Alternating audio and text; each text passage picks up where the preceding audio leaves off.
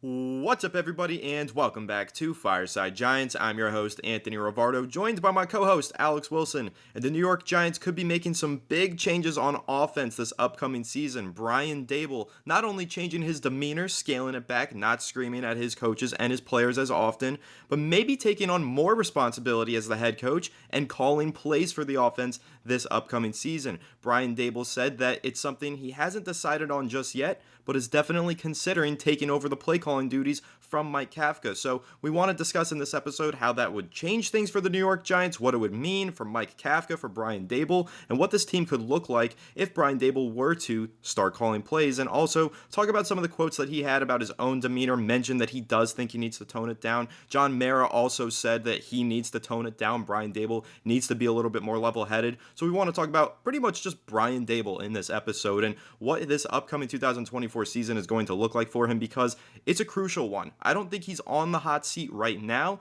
but he definitely could be if this season doesn't go as planned. So these changes that he's going to be making to his demeanor, to his potential play calling duties, they're crucial changes. They are crucial decisions that he's making right now. So we want to discuss how they might affect things for the Giants in 2024. But before we dive into all that, make sure to leave a like if you enjoyed this episode. Subscribe to the channel if you're new. Ring the bell so you don't miss an episode. Comment your thoughts down below in the comment section. If you're listening at Apple or Spotify, please make sure to leave us a 5-star review. Go ahead and follow us on all of our social media channels at Fireside Giants. But before I hand it off to you, Alex, I do just have to say thank you to everybody for subscribing to this channel, because we just reached a massive milestone. 20,000 subscribers. I can't thank you guys enough. I love this community. I appreciate every single one of you. We're really happy about this, and we do just want to say thank you, thank you, thank you. We've got great stuff planned on this channel going forward. We've got some great stuff planned to celebrate the 20,000 subscriber milestone, so stay tuned to all that. But again, from the bottom of my heart, thank you. Love this Fireside Giants community. Really appreciate you guys. Let's go Big Blue. But Alex, how are you doing today, my friend? I'm doing fantastic, and guys, thank you so much for 20,000 subscribers. It's been a long journey getting here, lots of ups and downs, mostly conversational things on a daily basis, and you guys know us. We're here every single day to get you guys your Giants news, a little bit of a fix, and hopefully things are going to be a lot better for us in the future as we enjoy what hopes to be a new era of Giants football that isn't absolute dog water. I'm excited. Anthony's excited. You guys are excited. Let's see if we get a quarterback. If not, we end up with a blue chip wide receiver prospect. Nice consolation prize. I can't wait for the draft, man. Honestly, if we could fast forward through this next month, that would be ideal, because I can't stand the constant back and forth on where the quarterback's going, what the Giants are going to do, what other teams are going to do. At the very least, we know that the Dallas Cowboys have a lot of big contracts coming up, and they will probably be in cap hell for the next 10 years. So we have a little bit of solace from that. But I'll tell you what. The Giants have some big decisions themselves, and on offense, last year Mike Kafka was the primary play caller. We hear the reports that came out about Brian Daboll yelling at people, taking the play calling duties away, giving it to Shea Tierney, taking them for himself, giving them back to Mike Kafka, and then Mike Kafka goes to Seattle and says, well, I'm going to interview for a head coaching job, goes to somebody else, and they're like, well, we want you to make a lateral move. How about you come over here and be our OC? And the Giants say, no, we don't want to do that. You can't go over there. We're blocking it. And the Giants kind of are sitting here like, well, we just kind of like took all of Mike Kafka's duties away. Brian Daboll was thrown under the bus a little bit, and he made himself a little bit of an enemy of the state for a minute there. Everyone kind of turned their attention to Wink Martindale, who went crazy on his way out and threw a big fit. So, he took the brunt of it. But I think it's important to note that Daboll did have a couple of things that went wrong last year, and a couple of things that I think he even acknowledged today at the during some press conferences, that he said, I have to do some stuff better. Like, that was an acknowledgement that he messed up a couple times last year, that there were occasions last season that maybe he yelled at somebody, maybe he addressed somebody in the wrong way, maybe he didn't operate to the best of his abilities, and didn't communicate as he should as a head coach. He acknowledged it. Like, it's there. He said, I did some stuff wrong. I have to learn from it and get better. So clearly there was something that he did wrong that he needed to address. And I think that the way I perceive it now, looking back, the Giants were bad, right? Like, they had a bad offense. And I think that he was frustrated, right? Because the Giants hired Brian Daboll to be an offensive guru, to help produce points, get them to the playoffs and test opposing defenses. And the Giants just simply did not do that. They had a glimpse of it 2 years ago, but it wasn't enough. We did it against some bad defenses, got to step up and win against good teams, and the Giants simply couldn't do it. We beat the Green Bay Packers, but it seemed more of like an off day for them than it was, an even match. So feeling as though right now the Giants are in better hands because I do feel we're going to add a lot of offensive weaponry in the draft. We already reinforced the offensive line. And if you heard John Maris say, it is ridiculous, verbatim, it is ridiculous. It's taken a decade to figure out this offensive line. Joe Shane knows, Brian Daboll know, they cannot run back what happened last season. It is imperative. It is a priority. If what happens again last season, if what happens last season happens again, we are in deep doo-doo. They're probably getting fired, like straight up. Like if what happens last year replicates itself, they're probably out of a job. So I'm willing to bet that it's going to be a little bit better. They invested in John Runyon. They invested in Jermaine Illuminor, two guys we like a lot. Left guard, I know they're not saying that Jermaine Illuminor is going to be the starting right tackle immediately, but if I had to put my money on it right now, I would think he's going to start at right tackle, and Evan Neal probably switches into guard, if not loses the job outright. Jermaine Illuminor is a better player at this point in time, in my opinion, and he is healthier, and Evan Neal has been injury prone. So there are concerns there. We want Evan Neal to win this job. Illuminor at right guard would not be a bad consolation prize.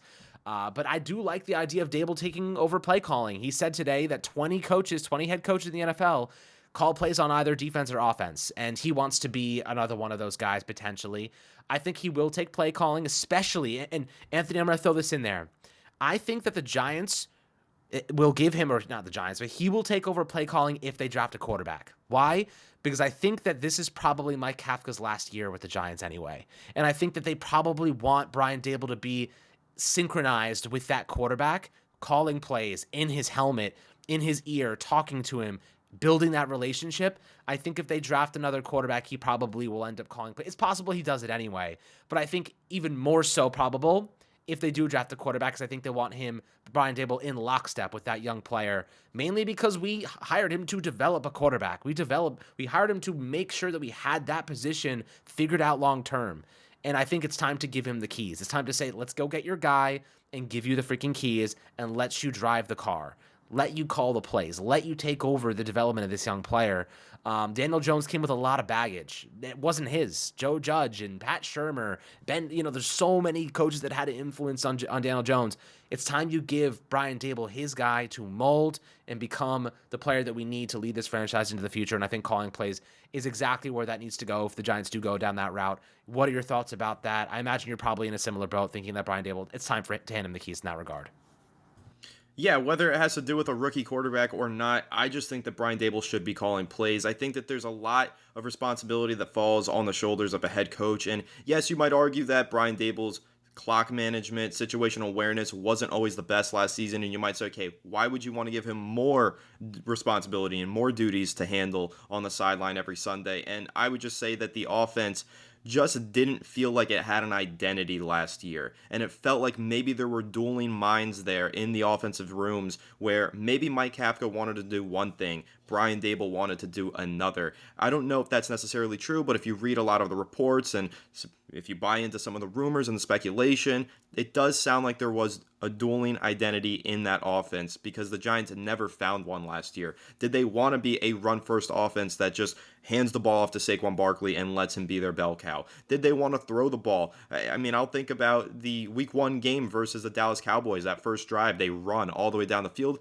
get into field goal range, of course, blocked field goal. But then after that, they stopped running the football, and the game got out of hand because their passing attack was not prepared to go up against that Dallas defense. That's one example. You can think of Week 2, before the comeback in the second half, they abandoned the running game. There just wasn't that consistent identity in that offense, and I know I only brought up first 2 weeks examples. There were definitely other examples down the road and down the season. So it was just very interesting watching this offense struggle to figure out what it wanted to be all season long. But when you're the head coach and you're taking control of your own offense, that's when I think Brian Daboll can really shine his skills and his talents and say, hey, this is what I'm good at, this is what I'm best at, this is what I'm going to focus on, and I'm going to fix this thing, right the ship myself, and give the Giants offense a lot more stability. And then there are other duties that Mike Kafka can take over now that he is assistant head coach. That was the big promotion title. So if you are worried about too many responsibilities on Brian Daboll's shoulder, if you add the play calling duties,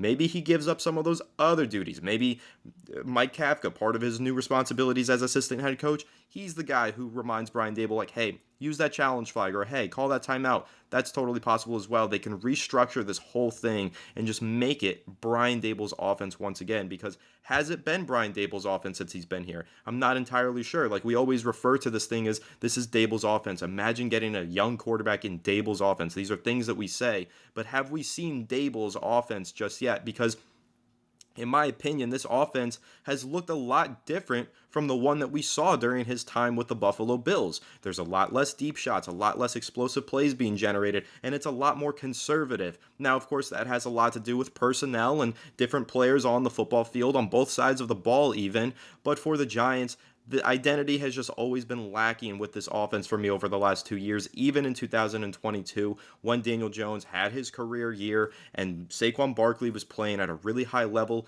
Even then, I felt like there was a lacking identity there and that the Giants didn't know how to utilize certain players. Kenny Golladay being an example. I know he kind of stunk, but still, he wasn't utilized ever. And I just have always felt like there should be more attention to detail here in this offense. And I think that's what Brian Daboll can do. And that's what he can fix for the Giants offense if he does take over the play calling duties. And then to your point about developing a quarterback, the more involvement that Daboll has with the offense means the more involvement that he has in the development of a rookie quarterback. So if the Giants do go that direction in the draft, and who knows what they will do, a lot of rumors swirling all over the place about the top of this draft, quarterbacks, receivers. We don't really know what's going on in the draft, and we won't until the night of the draft. But we do know that the Giants are at least considering drafting a quarterback. John Mara even said so himself. So if the Giants do wind up with a rookie quarterback, I want Brian Daboll, because of how involved he was in the development of Josh Allen, I want to see him have that level of involvement with a rookie quarterback with the New York Giants. Now, he obviously can't go to the same extent because he's got other responsibilities as the head coach, but whatever the Giants can do to get enough one-on-one time between Daboll and that rookie quarterback, that's what I want to see. And so I think that play calling duties would allow him to be more involved with the offense and be more involved with the development of a young quarterback. But one thing that I will say, Alex, and I want to bring this up just because it's on topic, but a little bit off topic. Not necessarily talking about the offense, so to speak, but you did mention something there about Brian Daboll and, jobs being on the line here going into the season and Brian Daboll needing to develop a rookie quarterback potentially. John Mara did clarify while speaking to reporters that drafting a rookie quarterback does not extend the leash of Joe Schoen and Brian Daboll. And I thought that was interesting for two reasons. One, because it kind of revealed that they are on the hot seat in a way. He's at least having some sort of thoughts about, maybe if this thing goes south, I will clean house once again. I thought that was like kind of an interesting tell from John Mara. And then the second part of it is we talk a lot about how we think that the leash could be extended if they draft a rookie quarterback. John Mara just doesn't feel that way, and I think that's just interesting in general. So what is your take on that, Alex? I don't know if you have one. I will clarify as well that John Mara did say he has all the confidence in the world in Joe Schoen and Brian Daboll. However, I just thought that it was interesting. He did clarify that drafting a rookie quarterback doesn't necessarily give them a longer leash. Yeah, I mean, look, the Giants have to win football games, whether it means having the right quarterback or not. We've seen many teams go in different directions because even if they have the quarterback, they can't win. It's crazy to say, but like we've seen it happen all across the league. Who knows what happens to Nick Sirianni if if the Eagles have another bad season, despite the fact they have Jalen Hurts. It's a results-driven league, and just because you have a great quarterback does not mean you're safe, because maybe another coach will operate better with a great talent at the position. So I think right now it does give them a little bit more leeway, give it a little bit more slack to say, all right, even if we have an average year, but we have a rookie quarterback, that second season we can compound into another thing. So yes, like while it may not give them an extended leash, I think that as long as we're seeing progress, John Mara will be a little bit more committed to keeping them around. It's really about the downward trend. When we saw Shermer, the downward trend, McAdoo, the downward trend, Joe Judge, it's just 3 straight downward trends. This past season was a downward trend, but I would argue there was a lot of injuries, and I know that Mara will bring that up as the first thing, and so will Shane, and so will Daboll, as well as taking on the brunt of the hit for it, but they also were still dealing with the cap implications that Dave Gettleman left behind. We're talking about awful, like some of the worst decisions that you could make as a general manager, Dave Gettleman made, and then just pieced out, retired, and wanted like a standing ovation at his last game at MetLife as the Giants were playing for nothing. They were playing just to go sit on their couch and watch the playoffs. And he went there, and they actually like, oh, Dave Gettleman's retiring after putting us through years of pain. And we're talking, he left massive contracts. Look about Leonard Williams' contract. We're talking about Dory Jackson's contract. We're talking about Golden Tate still paying him last year. We're talking about guys who were not only even on this freaking team anymore, that he had pushed dead money years down the line. We were paying Kyle Rudolph 2 years ago. You know what I mean? It's ridiculous to even talk about. Not to mention, look, I love Saquon Barkley. Obviously, he's gone now, but he wouldn't even pick up the phone to talk about a trade back for a running back. You know what I mean? Like, he wouldn't even pick up the phone. It's what's done is done. But he did things that no other general manager would even comprehend, would even like legitimize. And Joe Schoen said it best yesterday, Anthony. The best thing that you can do as a GM is opening your lines of communication with the other GMs, having a good chemistry with them, having good relationships with them, because that makes it more likely that you can strike a deal. That makes it more likely that you can make something happen. Dave Gettleman shut the freaking phone. He closed his old freaking 50-year-old phone book, put the phone down, and then cut the wire, because he still had one of those freaking house phones with a wire on it. This is where we were. That's where we were. Now we're in the new age, and I think that Joe Schoen, the cap health, by the way, aside from Daniel Jones's contract, our cap health is phenomenal. They've built in tremendous deals into this. They knew exactly how much money we were going to be increasing year over year. These contracts are healthy. We can open up money by extending them. Getting the quarterback would even reset that even further, and we can invest elsewhere. The cap health has never been better. This is the first offseason we've had where the cap health has not been impacted by Dave Gettleman. And by the way, we're still paying Leonard Williams on a void year next season. So, and I think we were even paying Sterling Shepard a little bit of money too. We still have contracts that are being affected by us by Dave Gettleman. It's been 3 freaking years. Oh, it's been 2 full seasons, and we're still dealing with void years created by Dave Gettleman. I mean, the guy was out of his mind. And I think that's where John Mara thinks to himself, I don't think, in terms of the leash, I think the leash actually starts now for Joe Schoen and Brian Daboll, because they had to wait to clear the salary cap health. And now they finally have that financial freedom. I think they have a good 2 years, this year and next year, to figure out if this is going to get to where they need it to be. They were trying to win while we were kind of going through this phase of figuring out the financial situation, drafting well, building up the foundation of this roster. We didn't have a key pass rusher. Now we have 2. We didn't have a star cornerback. Now we have one that we really love in Deontay Banks. We love Wandale. We think he could be great. We're finally trying to build this offensive lineup. We couldn't spend any money last year or the year before that. By the way, didn't even mention the Kenny Golladay contract. You know what I mean? Like, they knew, we didn't know this at the time, but they knew his injury to his hip was worse than it was. And of course, it ended up being that he lost like 5 steps on his freaking pace. But, now we sit here and we look at the situation the Giants have. We have a couple linchpin pieces, my friend. Andrew Thomas is linchpin piece. Dexter Lawrence, Kayvon Thibodeau, Brian Burns, Deontay Banks. I feel like we have some really good talent. Bobby Okereke, I throw into the mix too. We have some really solid players that I think can be foundational core pieces on rookie contracts, some of them for the next couple of seasons. And that's where you want to be. Now is the time to make the big swing. If you want to be aggressive, you want to get the quarterback, you want to, you want to hit home, you want to hit a home run right now while you have a couple of really great players at positions that have substantial positional value. This is when you make the aggressive move.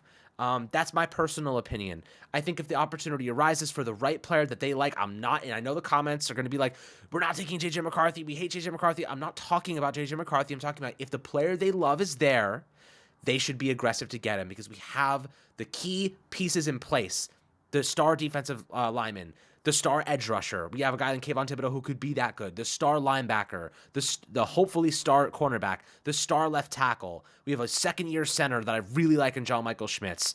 We have some good pieces here. Now's the time you take the swing, in my opinion. You take that aggressive strategy and you apply it, and then you open up substantial financial freedom next year. We can have as much as $60+ million next offseason with a quarterback on a rookie deal. One of those receivers is going to hit the market, guys, and if not, you trade a second-round pick for Brandon Ayuk. You do these things. This is how you get better. The Giants know they've been really creative with their trades over the last couple years, whether it be a guy like Darren Waller that didn't necessarily pan out, or it be like a guy like Brian Burns. The Giants have been really active finding trade partners with players that are quality on paper. So I think that I wouldn't be surprised if we got the quarterback and then tried to trade for a receiver next offseason. I know it may not be everyone's preference, but don't rule it out as a possibility, because if you have a young rookie quarterback and you manage to get Brandon Ayuk or whoever it might be, that's a WR1, bona fide, proven in the NFL, I don't think we're going to be very upset about it personally.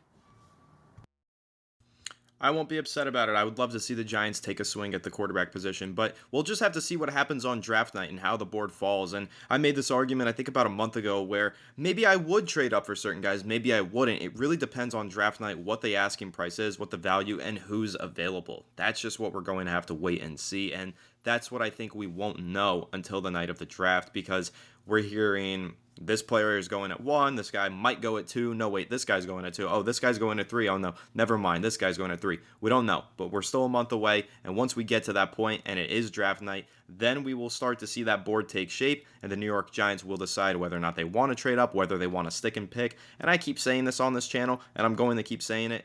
I still believe there is a chance that one of the top 4 quarterbacks falls to the number 6 overall pick. All this talk about guys trading up, or different teams trading up, and all 4 quarterbacks being off the board with the first 4 selections, I feel like we hear stuff like that every single year. Never comes true. Someone always falls at least a little bit. I do think there's a real possibility that a quarterback could be on the board for the Giants with the number 6 overall pick. Or maybe they do trade up. Who knows? That's kind of my point here. We don't know what's going to happen in the draft just yet. Giants still going through their process, but we know that everything is on the table. Maybe it would be exciting to see them take that swing at a rookie quarterback. Maybe you really want them to take a blue chip wide receiver. One of those two things, very likely to happen. So there's definitely reason to be excited. But before we wrap this, Alex, one last thing that I want to talk about.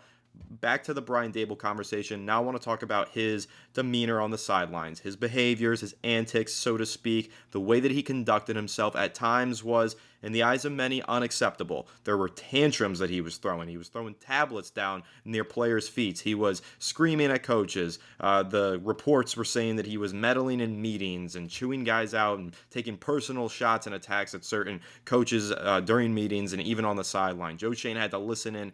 We've heard a lot of bad things about what Brian Daboll was doing as a head coach last season. We didn't hear that the season prior, but we've also, of course, sang his praises. There's plenty of great things that Brian Daboll does, but he was asked about it this week. It was his first time being asked about it, and he said, I do need to tone it down. There are things that I wish I did differently, and I'm going to work on it. And I think that's important that he, A, recognize that, B, is trying to change, but the C here is, does he execute that properly? We got to see it going through the 2024 season. Does he actually make changes? One thing to say you want to make change, you got to actually put the actions in place and make the change. But John Mara also said he wants to see him tone it back. He wants to see him dial it back, tone it down rather, but still has the confidence and the support in Brian Daboll. But Alex, how do you feel about it? You know, when you're looking at Daboll and kind of his behavior last season, it was a little bit erratic. There was definitely room for criticism, also room for praise, but just how do you feel about him kind of acknowledging this and saying that he plans to fix it going forward? Yeah, I mean, look, right now, Brian Daboll, I think, had he a lot of people had responsibilities last year, and I think Brian Daboll probably got way too frustrated at how the team was producing and blamed a lot of it on the coaching and blamed it all on the play calling. And I think that if he takes over the play calling, he's the only one to blame. You know what I mean? I think that's kind of what he needs. I don't think I think that him having the responsibility and the pressure, it'll take a lot of the pressure off of other people, because like it'll be on Daboll's shoulders. You know, if he's failing to do it, it's on him. If Mike Kafka's calling the plays and he's failing to do it, he's going to get blamed for it, and Daboll may freak out on him. Clearly it seems like something happened. A couple reports came out and said that they had a couple of situations that were not so friendly in terms of they took play calling away, gave it back, whatever it might be.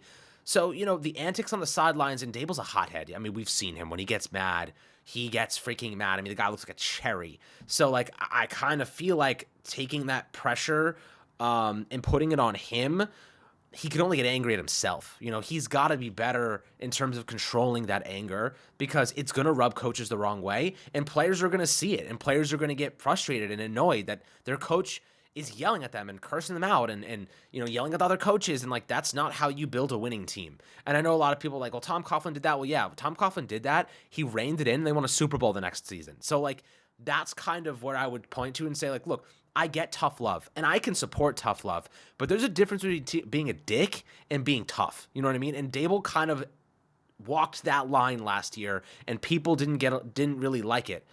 So I think that he has to reel it in a bit. You can be tough. You can have the difficult conversations, but you don't have to curse people out. You don't have to freak out on people, because that just creates a bad environment. It creates a bad learning environment. It destroys communication on the field and off the field, and it creates bad blood. And suddenly you have a lot of coaches like this offseason. We had tons of coaches leaving because there was a lot of internal tension. Like the Wilkins brothers, that whole situation, there was a lot more to behind the scenes that we even know, because those guys got fired and Wink Martindale bugged out, freaked out, and clearly the Wilkins brothers did not have a good relationship with Brian Daboll. They need to have a better communication, better internal structure where there's a lot better collaboration. That's the word that Daboll used. We have to have better collaboration. And Joe Schoen kind of mirrored the same thing. They need to have, it just needs to be better. It has to be. They need to have more personalities in here that are more collaborative. And I like Carmen Basillo. I think that there was a report that came out that was like some of the players were rubbed a little bit the wrong way by him. But hey, man, that unit played really well in Las Vegas, and I don't think he's an asshole. I think he's I think someone actually reached out to me and said that he vacationed with him down in Jersey or something like that a couple times. He's a really good guy, and he knows his stuff, and he's a passionate about what he does, and we love passionate people here. But I think there is something that goes into being just a little bit of a rage, like a hothead. And people get rubbed the wrong way by that. You know, not everyone takes well to those types of responses. So if I'm Brian Daboll, and I think he kind of said it this morning, he's trying to get a hold of his reaction to things. He's trying to get better in a lot of areas. And I think that's a great step forward for him personally. I think it was the natural progression. And I think he learned something valuable from last season. When you're losing games and you're not playing well and the offense is not going well and you're blaming other people, it only ends up coming and smacking you back in the face. So I think he learned a couple valuable lessons as a head coach. And I think, John Mara, he said, I'm committed to those two guys because I think he learned his lesson, and I think he's going to be better this upcoming year. So that's kind of my take on it right now. I'm more than happy to give Daboll another opportunity to show that he can turn things around, because he was head coach of the year 2 years ago. Like, can't forget about that. This third season will probably define his future with the Giants, but I do think giving him back play calling is essential, and I think getting him his quarterback is also just as important. Yep, I completely agree with you. I think that this is a crucial year for both Brian Daboll and Joe Schoen. I think that there is a world where Joe Schoen outlasts Brian Daboll. This is kind of a little bit off topic once again, just because we've had this conversation in the past where we think that those guys are kind of married to each other, and if one goes, the other goes. I'm not entirely sure about that, and, as we kind of get into the thick of things now with Brian Daboll and Joe Schoen in this prove-it year, they got to have these results. Like, as you said, this is a win-losses league. Like, that's really the currency of the NFL. How many wins do you add? How many losses do you add? And how many do you have in total so far? Brian Daboll, very successful first season. A lot of rocky roads in 2023. How does he respond in 2024? That will ultimately determine how we remember him and how long he really lasts here with the New York Giants. So it's going to be interesting. Again, we got another month until the NFL draft. We're, of course, going to continue to update you on everything regarding the NFL draft and everything else regarding the New York Giants right here on Fireside Giants. So want to say one more time, once again, thank you so much for the 20,000 subs milestone. Hope you guys stick around for 30,000 subs and so on and so forth, because this thing is never ending, never stopping. We are determined to continue to provide you guys with the best New York Giants content on the internet. So make sure to leave a like if you enjoyed this episode. Subscribe to the channel if you're new. Ring the bell so you don't miss an episode. Comment your thoughts down below in the comment section. If you're listening to Apple or Spotify, please make sure to leave us a 5-star review. And go ahead and follow us on all of our social media channels at Fireside Giants. Without further ado, we'll catch you all on the next one. Have a good one, and let's go Giants.